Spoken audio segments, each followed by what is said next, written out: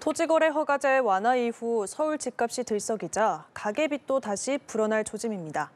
금융당국이 지역별로 세분화해서 가계부채를 관리하기로 했습니다. 강은날의 기자입니다. 금융당국이 가계대출 추이를 지역별로 감시하기로 했습니다. 강남, 서초, 송파구 등 강남 3구와 강동구 등 동남권, 마포, 용산, 성동구 등 이른바 마용성이 주요 모니터링 대상입니다. 최근 강남 3구 아파트 매매 가격이 2018년 이후 7년 만에 가장 큰 폭으로 오른 데 따른 겁니다. 노원, 도봉, 강북구 등 이른바 노도강 지역에서도 집값 상승세가 감지됐습니다.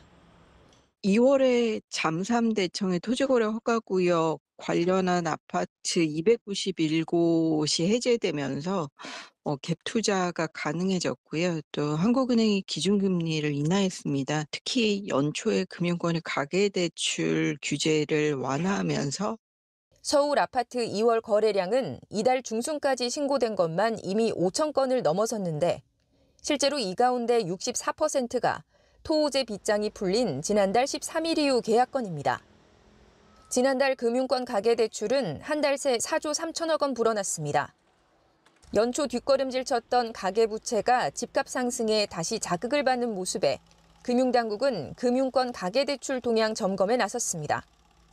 3월 추세는 또 2월보다 조금 더 약간 이제 횡보에 가까운 지금 모습을 보이고 있어서 다만 이제 월말에 이제 숫자가 좀 치는 경우에 있어서 월말 상황을 좀 봐야 된다는 말.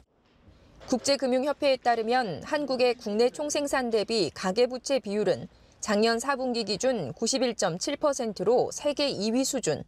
주택거래량과 가계부채 증가세가 다시 큰 폭으로 늘어난다면 기준금리 추가 인하를 고려하는 한국은행으로선 속도 조절이 불가피할 것이란 전망도 나옵니다. 연합뉴스 TV 강은날입니다.